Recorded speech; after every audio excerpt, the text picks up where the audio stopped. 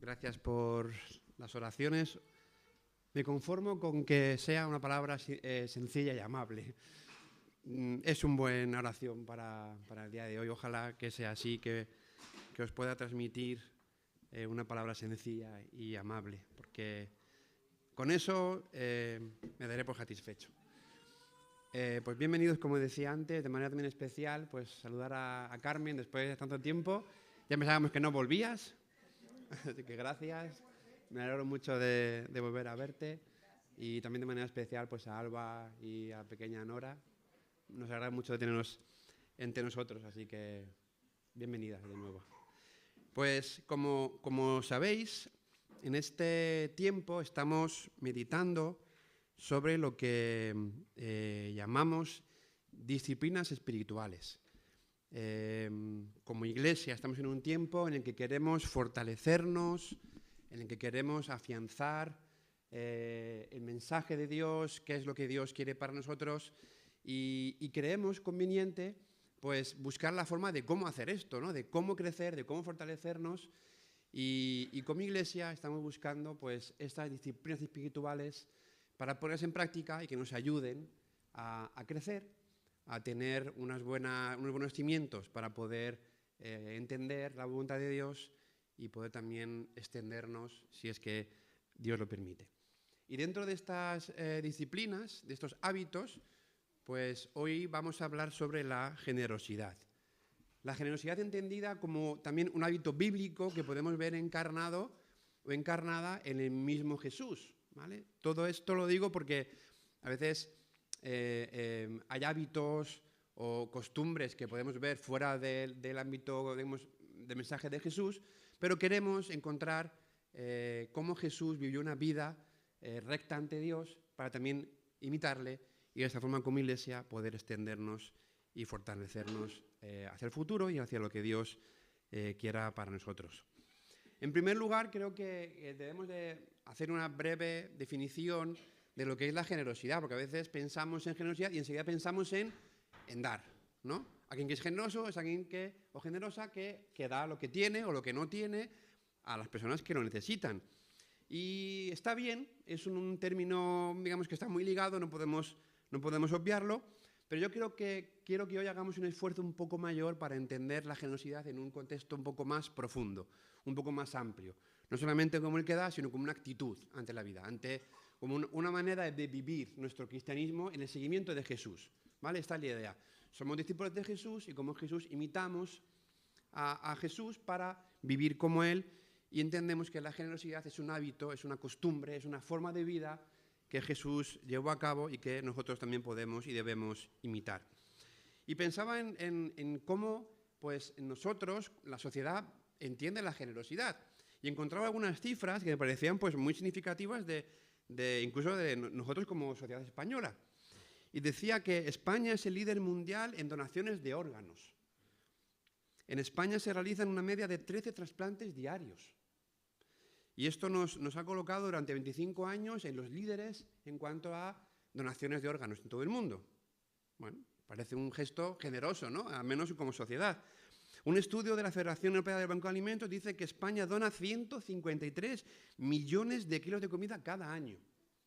Bueno, pues también se entiende que es un gesto de generosidad. En España, entre el año 98 y el 2011, 60.000 menores de 18 años fueron adoptados por familias españolas, lo que convirtió a España en 2015 al tercer país que más adopciones realiza en el territorio español. En el año 2016, distintas ONGs, asociaciones benéficas, recaudaron más de 456 millones de euros para ayudar en donaciones a personas en situación de vulnerabilidad o situaciones delicadas. Y el 51% de la población española, o sea, más de la mitad, declara haber ayudado a un desconocido durante el último mes. O sea que, como sociedad, entendemos que la generosidad es dar aquello de lo que poseemos, incluso a veces pues, de lo que disfrutamos, ¿no? Para que otros también puedan tenerlo. Podemos decir entonces que esto es generosidad, ¿no es cierto? Ahí, pues, en términos humanos, esto significa la generosidad. Pero como digo, me gustaría que lo entendiéramos como una actitud, no como algo puntual, como una acción de dar, porque todo esto al final son acciones que nos mueven a la generosidad, pero son acciones. Y creo que a veces confundimos la generosidad con el sentirme bien, ¿no? Muchas personas que participan de una ONG o como voluntarios dicen, es que me siento bien, me siento realizado pudiendo ayudar a otros. Pero esto nos coloca a nosotros en una posición un poco complicada, porque estoy dando en busca de un beneficio propio, de un bienestar, de una satisfacción personal. Y yo quiero hablaros en primer lugar de una generosidad. ¿No sé si va a funcionar esto? Sí. Perfecto.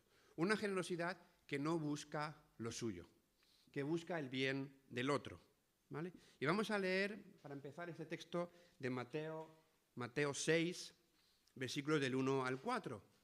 Y dice el Señor Jesús, dice, guardaos de hacer, lo tenéis aquí si no queréis buscarlo en vuestras Biblias, guardaos de hacer vuestra justicia delante de los hombres para ser vistos de ellos. De otra manera no tendréis recompensa de vuestro Padre que está en los cielos. Cuando pues des limosna, no hagas tocar trompeta delante de ti como hacen los hipócritas en las sinagogas y en las calles, para ser alabados por los hombres. De cierto os digo que ya tienen su recompensa. Mas cuando tú des limosna, no sepa tu mano izquierda lo que hace tu derecha, para que sea tu limosna en secreto.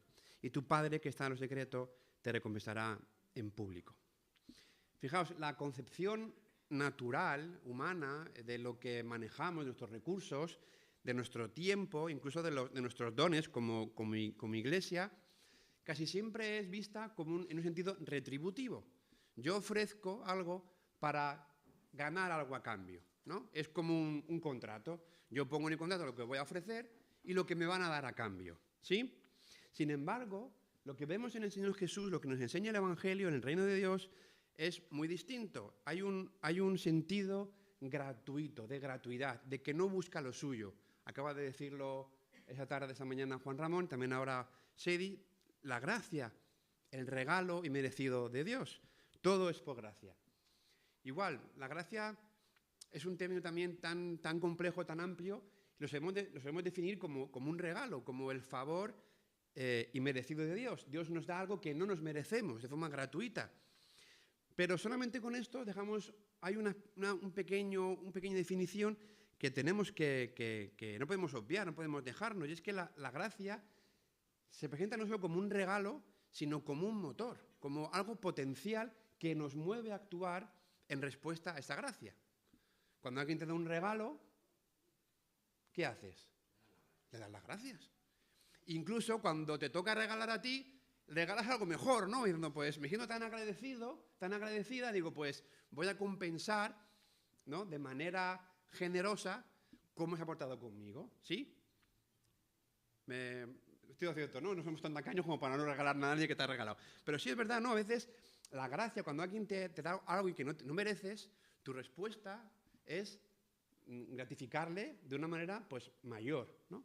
La gracia entendida como el motor, el impulso que nos mueve a ser generosos. Hemos recibido de gracia, como dice Jesús, dar pues de gracia, ¿sí?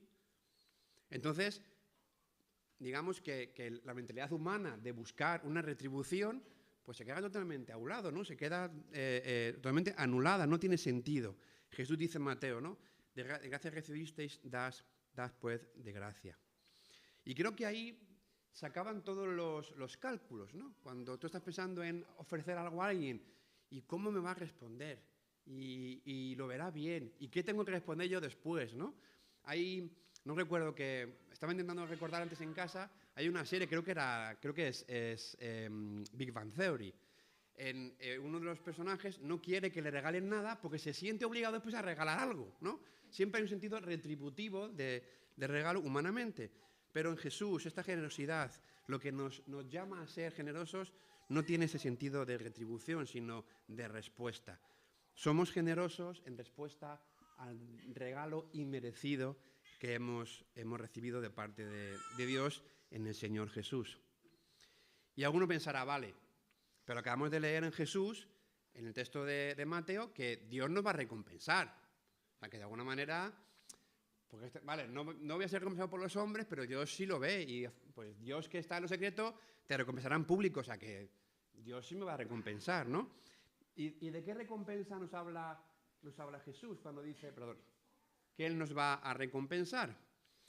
Pues es complicado, porque a veces si no es retributivo, quiere decir que Dios nos va a dar algo a cambio por nuestros buenos hechos, nuestros buenos actos.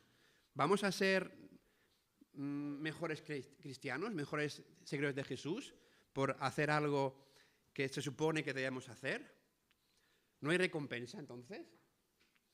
Pues para escándalo de los criterios humanos, la recompensa es el mismo hecho de ser generoso.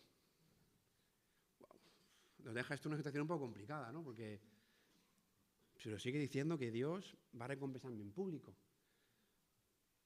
Y yo pienso, bueno, el apóstol Pablo, en aquel discurso antes de despedirse de los ancianos en Mileto, les dijo, como Jesús dijo, recordad que mejor es dar que recibir. Y se queda tan a gusto, ¿no? ¿Qué quiere decir esto, no? Mejor es dar que recibir. Más bienaventurado es dar que recibir. Más dichoso es dar que recibir. Más feliz es el que da que el que recibe. ¿Sí?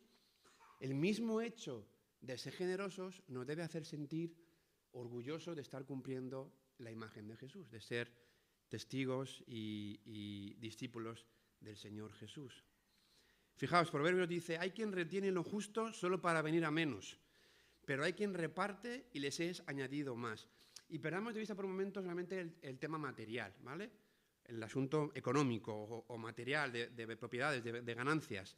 Hay quien reparte y le es añadido más felicidad, más bienaventuranza de parte de Dios.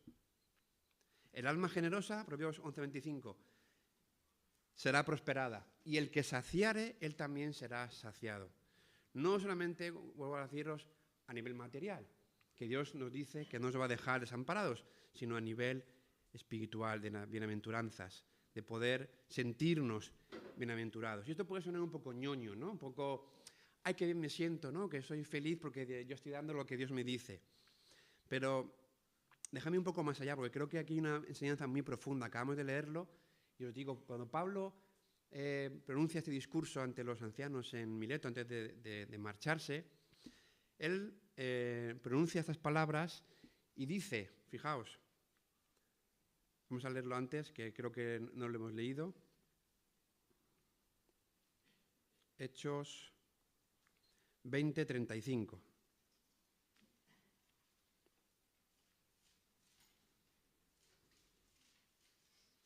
Vamos con aquí que no le he apuntado. Hechos 20:35.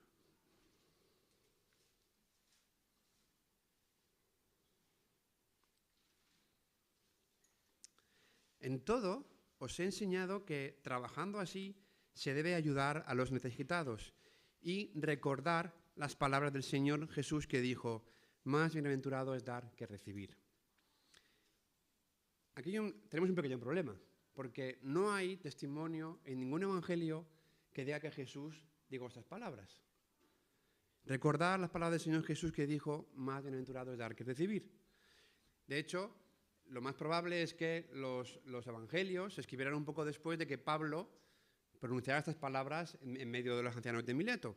Es verdad que Pablo nunca necesitó acudir a los evangelios para pronunciar ninguno de sus mensajes, porque él mismo dijo haber recibido el mensaje de Dios de parte directamente de Jesús. ¿Sí?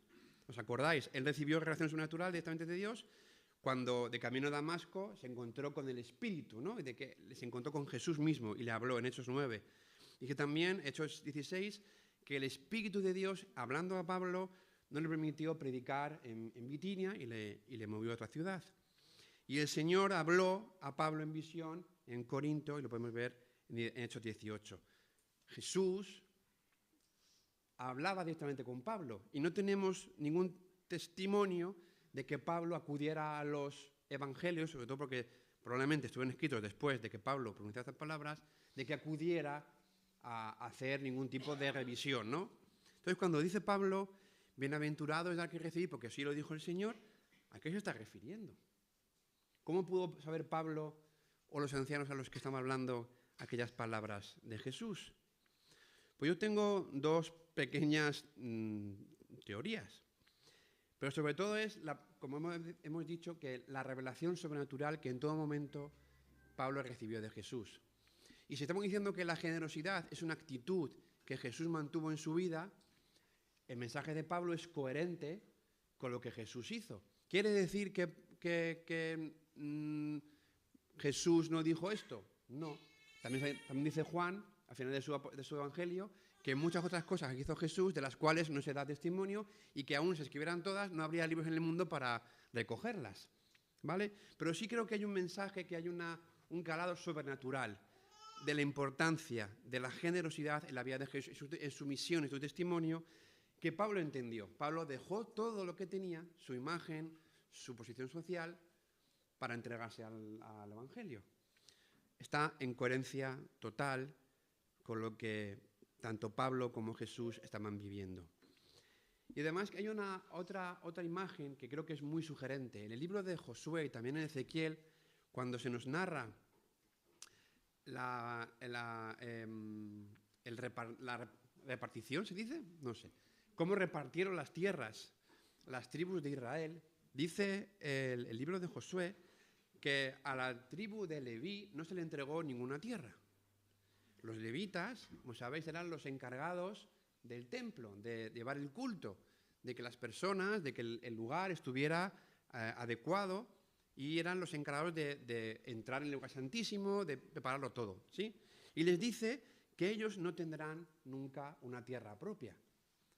Bueno, que parece una injusticia, ¿no? A los que más sirven a Dios, sirven al pueblo, sirven a la iglesia, se quedan sin tierra, se quedan sin heredad. Y dice el Señor Jesús, el Señor Jehová al pueblo: yo seré su heredad, yo seré su posesión, ¿sí? Yo seré su recompensa por el trabajo hecho. Por lo que han dado a los demás, yo seré la recompensa de los levitas. Lo podemos leer, como decía, en Ezequiel también en otro contexto, pero es la misma idea. Jesús mismo, Dios mismo es nuestra recompensa. Qué bienaventuranza más bonita, el sabernos propietarios de Jesús, el sabernos que Jesús es parte de nuestra vida, es posesión en nuestra vida. Él nos pertenece.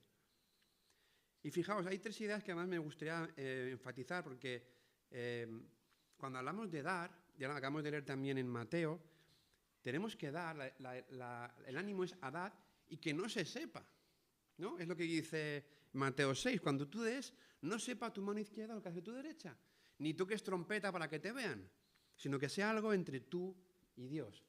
Y dices, jolín, pues si lo mejor que me debe dar es que me vean, que bien lo hago, cómo pongo los billetes de 200 en la hucha, ¿no? Si no, para que vea. Pues esto es lo que Dios quiere, que seas generoso y que además no se vea, porque la recompensa es el propio hecho, el propio gesto de ser generoso. Esto nos coloca fuera de la imagen o del mundo de Twitter, de Facebook, de Instagram, en el que todos damos una imagen súper chula, ¿no? Súper guay. Pero es la imagen en la que tenemos que estar es entre Jesús, entre Dios y nosotros. La recompensa es el propio hecho de ser generoso, de servir a otros. También contra toda tentación de reivindicarnos, ¿no? Es que yo ofrendo más que aquel, que es un pecador inmundo y solo le da lo que sobra, ¿no? Y os sonará muy feo, pero a veces esto arraiga nuestro corazón. Yo tengo más derechos de opinar porque yo ofrendo más, o porque yo sirvo más, o porque yo doy más. Ay, pero es que el que da con generosidad no mide cuánto tiene que dar. Da y punto. Y a veces, como dice Seidi, da hasta que duela, pero no le duele para decir, es que me duele mucho. Entonces no daría nunca, ¿no? Da con generosidad, sin ningún tipo de reivindicación. Y fijaos, a mí esto me explota la cabeza.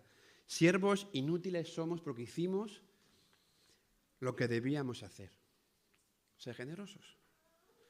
Como decía antes, en términos naturales esto nos revuelve por dentro, ¿no? Humanamente no tiene sentido, parece injusto, parece no retributivo, claro, es que hablamos en términos del Evangelio, en términos del reino de Dios. Y fijaos, el Evangelio tampoco engaña. La recompensa a una vida de servicio como la de Pablo fue el martirio. La cárcel, la persecución, el abandono, la soledad, la frustración tal vez. Mismo Jesús, el destino que le esperaba a una vida de servicio, de amor, de entrega, de milagros, fue la cruz.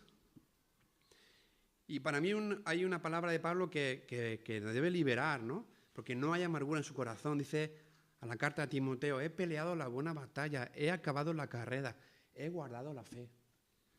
Me siento orgulloso de poder haber cumplido con mi misión que Dios me ha encomendado. Este es mi premio, esta es mi recompensa. El haber sido fiel a la palabra de Dios, haber sido generoso, haber sido entregado, haber entregado todo lo que Dios nos daba.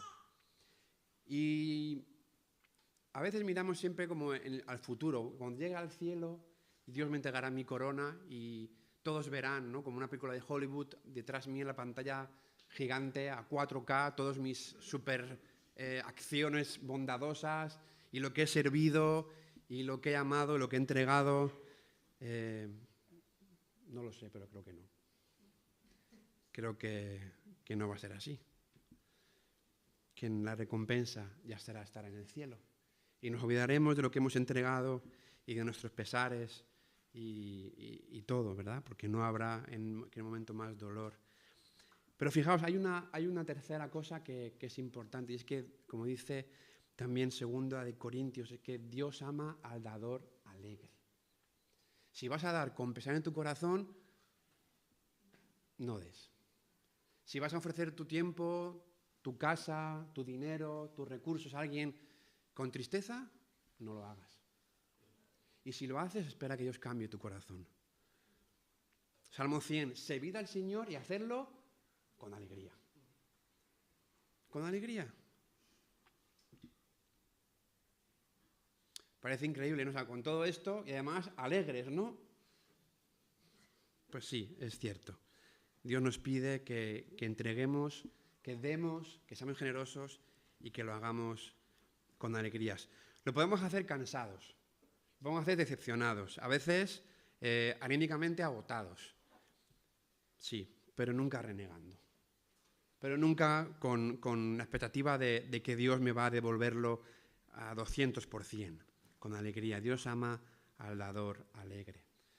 Porque además tenemos que tener muy claro que la generosidad siempre implica a una tercera persona. Dios me da a mí su gracia y yo la vuelco en otra persona. El cristianismo, el seguimiento de Jesús, no se puede contemplar sin el otro. Poned el nombre que queráis, dentro de la iglesia, fuera de ella, en mi trabajo, en mi familia. El cristianismo, el seguimiento genuino de Jesús, no se puede contemplar sin el prójimo. Y esto lo habéis escuchado probablemente más de una vez en este mismo lugar. No hay cristianismo sin prójimo.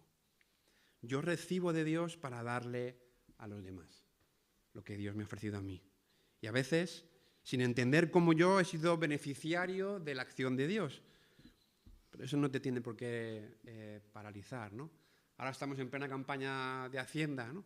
Y como dice la omisión del conocimiento el desconocimiento del deber no omite, ¿no? El deber. Esto es igual, ¿no? ¿Cómo ha llegado a ti la gracia? No debe ser un prejuicio para que tú seas generoso con los demás.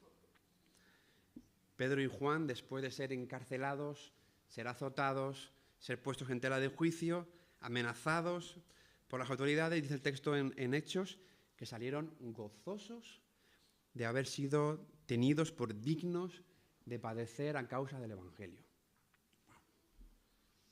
Esa es la recompensa. Ser tenido por digno de padecer a causa del Evangelio. Seguramente estarían agotadísimos, llevaban días, ¿no?, en prisión, agotados, pero gozosos. ¿Por qué? Porque no buscaban lo suyo. Buscaban entregar la gracia a otros que no entendían quién era Jesús todavía. Y en segundo lugar quería hablaros pues de la generosidad, de una generosidad que está arraigada en el amor. Y acabamos de decirlo, ¿no? Cuando digo una generosidad que no busca lo suyo, pues se nos viene enseguida aquel texto de 1 de Corintios, ¿no? Que nos dice que el amor es sufrido, es benigno, no tiene envidia, no es jactancioso, no se envanece, no hace nada indebido, no busca lo suyo.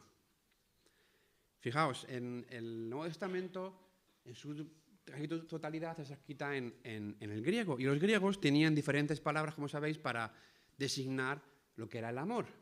También nosotros usamos diferentes palabras con diversos significados para hablar del amor.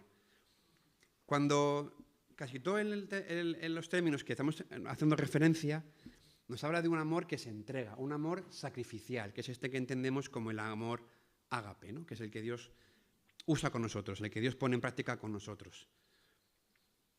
Dice un teólogo del siglo XIV que la naturaleza de Dios es entregarse. Y vemos en 1 de Juan que dice que Dios es amor. Dios se entrega porque Dios en su naturaleza es amor y no puede hacer otra cosa que entregarse de manera íntegra, ¿no? Y es un poco donde yo quiero ir hoy. La generosidad se pone en práctica porque está arraigada en el amor que recibimos de Dios y en el amor que damos a otros. Romanos 5:8, Dios muestra su amor para con nosotros en que siendo aún pecadores, Cristo murió por nosotros. Es decir, Dios muestra su amor dándonos a su Hijo, siendo generosos. Dios todo lo que tenía lo puso a nuestra disposición. Un regalo arraigado en el amor de Dios hacia nosotros. Y fijaos, esto solo se puede hacer a través de la obra del Espíritu Santo en nuestras vidas. Lo decía otro día Esteban, no podemos hacer nada, no somos capaces de llevar esto a cabo, solamente a través de la obra del Espíritu en nosotros. Y estando el Espíritu en nosotros, el Espíritu va a desarrollar en nosotros esta capacidad de amar de esta manera, porque es una característica intrínseca en el discípulo de Jesús, amar de forma sacrificial, amar costosamente, como dice Sedi, hasta que duela. Recordad aquellas palabras también del rey David, no haré sacrificio que no me cueste. Porque entonces no estará arraigado en el amor, estará arraigado en la retribución, en qué consigo yo, en buscar lo mío. Y cómo, a nivel práctico, cómo amamos generosamente.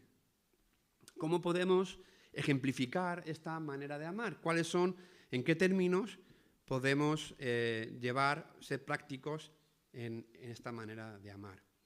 ¿Os acordáis de la parábola del buen samaritano?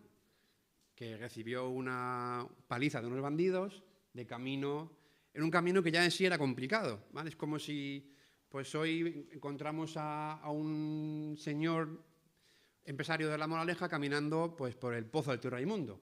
Sí o sí va a ir un poco tenso, ¿vale? Pues le cogieron y le pegaron una paliza.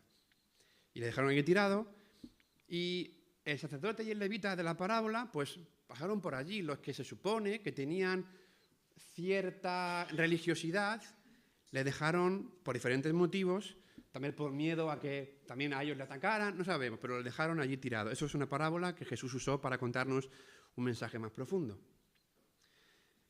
Pero, en definitiva, lo que cuenta es que ellos dos no quisieron desviarse de su camino, no quisieron apartar o dejar sus planes, que era ir al templo, adorar a Dios, qué curioso, para ayudar al que estaba tirado en el suelo. No desviaron de su camino, no hicieron un hueco en su agenda.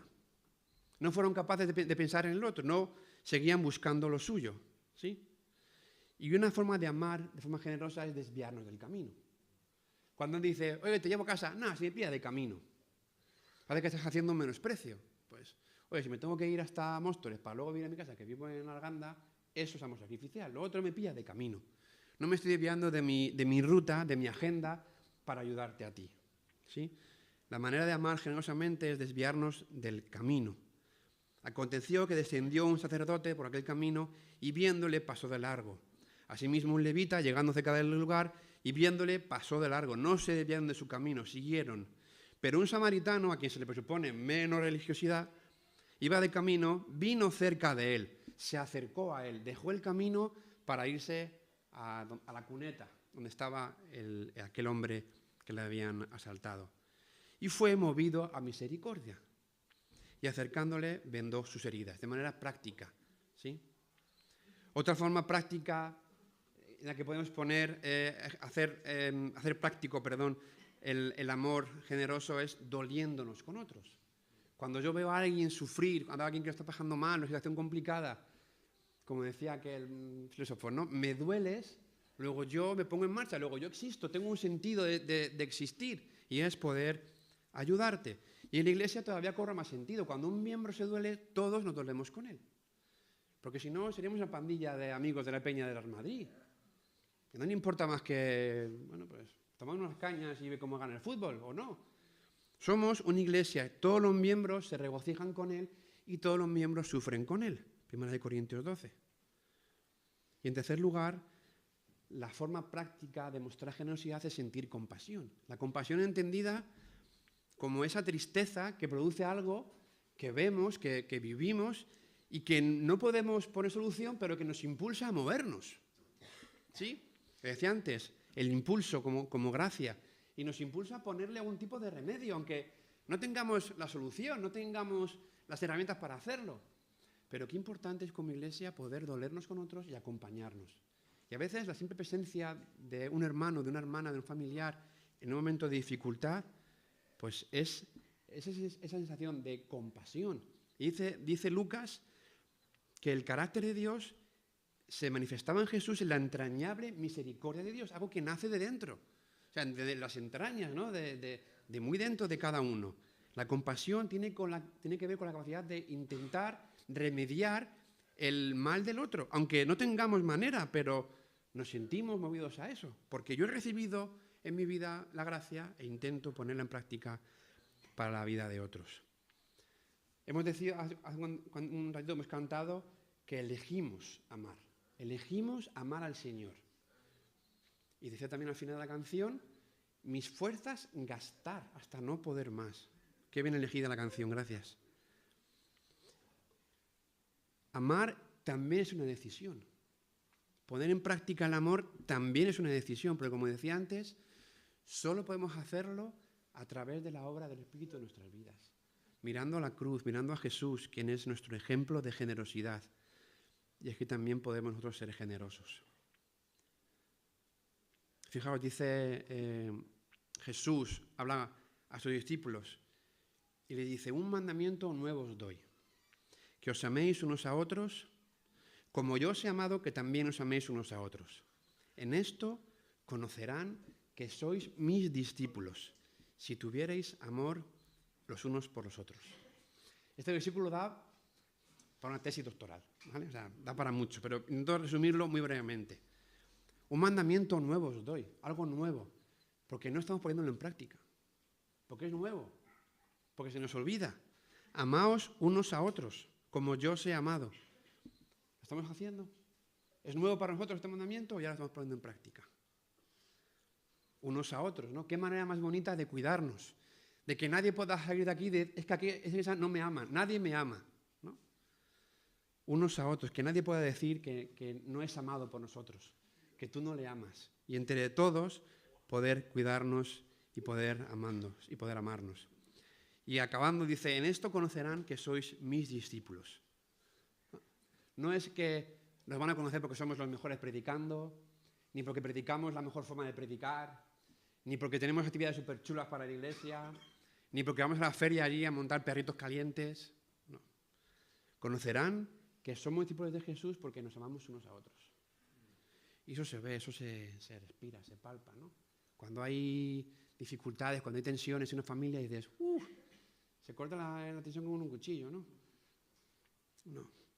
Amaos unos a otros. En esto conocerán que somos discípulos genuinos de Jesús, que nos amamos unos a otros. Si me amáis a mí, lo tenéis complicado, pero gracias, podéis amar a cualquiera.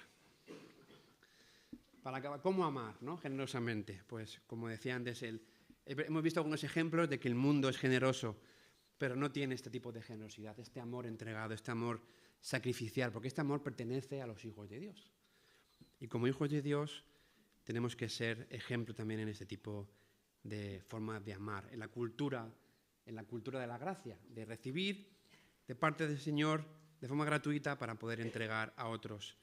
Y fijaos, Mateo 5, para mí también es súper claro. cómo Jesús nos insiste en que los hombres, la sociedad, la familia, nuestros compañeros de trabajo van a ver cómo actuamos, qué cosas estamos poniendo en práctica, cuáles son nuestros hábitos. Y dice que verán esas obras y van a glorificar a Dios. Igual me pregunto, ¿no? Si yo hago buenas obras, humanamente esperaría que el reconocimiento fuera para mí, ¿no? Ya hemos visto, la recompensa no es que me alaben, porque estas obras son tan sobrenaturales que yo no las puedo hacer de forma natural. Son parte del Espíritu de Dios que obra en mi vida y tienen un aroma, tienen un sabor que brota de parte de Dios y que solo pertenece a Dios y a su reino. Y ninguno de nosotros podemos manifestarlas si no estamos en comunión con el Espíritu de Dios en nuestras vidas. Y en último lugar,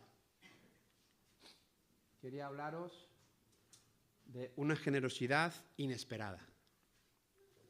Y vamos a volver al texto que ha leído antes Sedi, al principio antes de que subiera aquí, que es Lucas 7:36. Y me parece un texto también complejo, pero que manifiesta muy bien esta idea que estamos hablando hoy sobre la generosidad. Dice Lucas que las lágrimas de esta mujer que estaba en la casa de Simón bañaba los pies de Jesús y los secaba con sus cabellos, los besaba y finalmente derramó sobre ellos un perfume que llevaba guardado en un frasco de alabastro.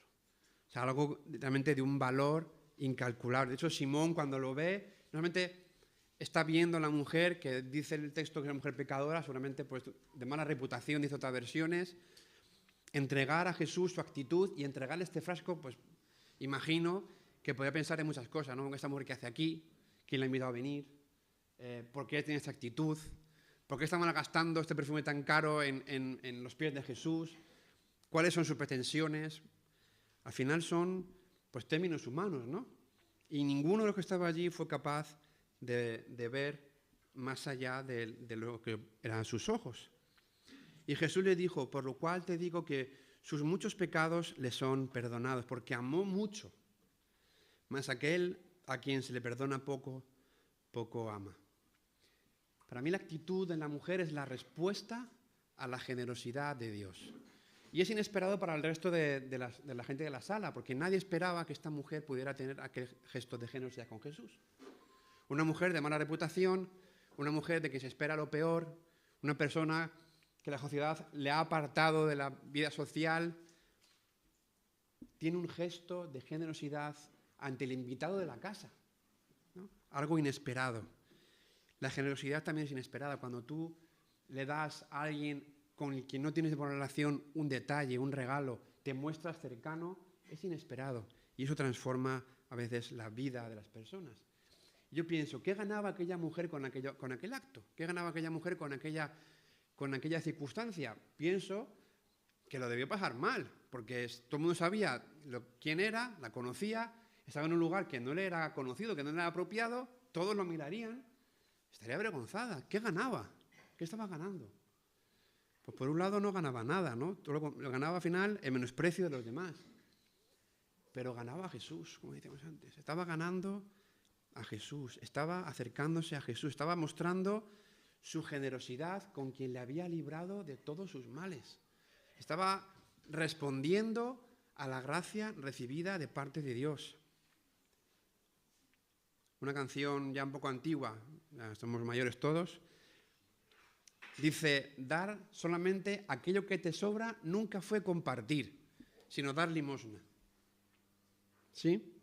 Seguramente aquel perfume de alabastro podría haber sido vendido y la mujer habría tenido una situación más cómoda durante unos meses y decidió entregarlo a Jesús. Y no le importó lo que otros pensaran. Estaban ella y Jesús en aquel salón solos. El apóstol Pablo creo que hace una definición perfecta de lo que yo entiendo que es la generosidad. Cuando habla a la iglesia en Corinto. Y yo con el mayor placer gastaré lo mío, y aún yo mismo me gastaré del todo por amor de vuestras almas. Aunque amándoos más, sea amado menos. Quiere decir, aunque amándoos a vosotros, el resto me siga odiando. Pablo fue el misionero por excelencia, ¿no? Fue quien marcó el inicio de la labor misionera. Un plantador de iglesia, como diríamos ahora, ¿no? Pero sin duda que Pablo fue un pastor generoso. Amó generosamente, cuidó generosamente de sus iglesias, de sus discípulos, como imitador de Cristo.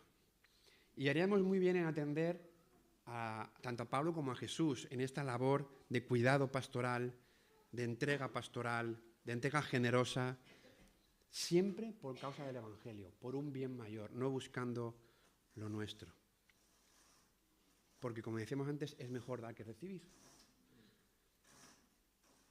La generosidad debe medirse siempre en términos del amor. Si no, será otra cosa.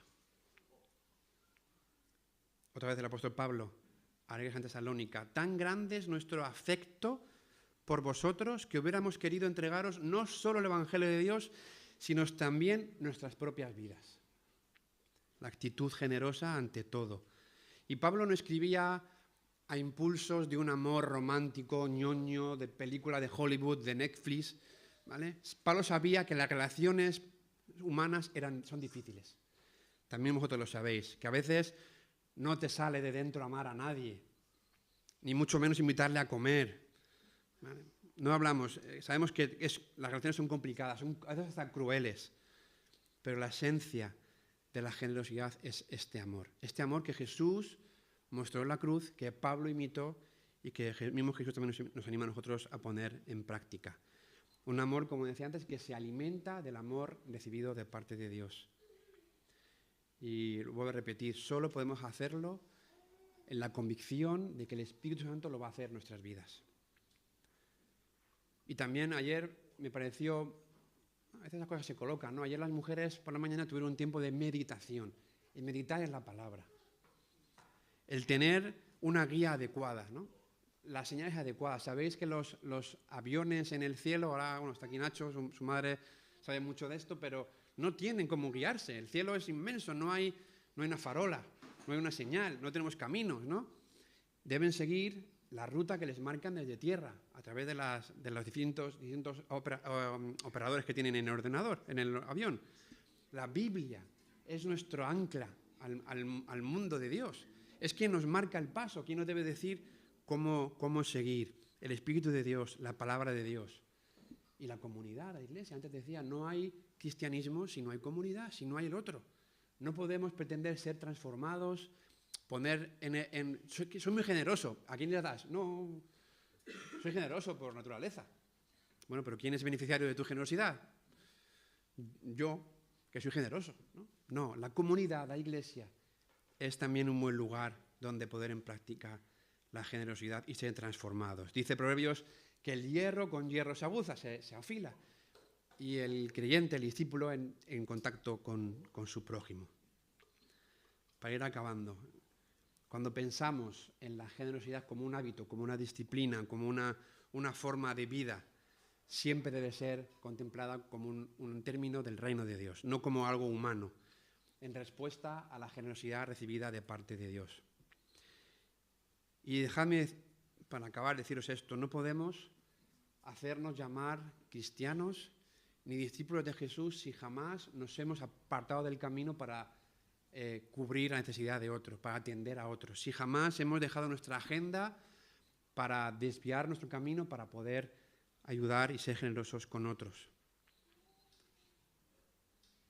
Seremos religiosos, pero no seremos discípulos de Jesús. Poner en práctica la generosidad para vivir como Jesús quiere que vivamos, en su ejemplo. Y yo creo que este es el tipo de generosidad que podemos ver en la vida de Jesús y ponerlo en práctica como iglesia, como un ejercicio que, de nuevo, solamente podemos hacerlo a través de la obra del Espíritu Santo en nuestras vidas. Para acabar, recuerdo las palabras del apóstol Pablo: y yo, con el mayor placer, gastaré lo mío, y aún yo mismo me gastaré. La acción de ser generosos y la raíz, por amor de vuestras almas. Amén.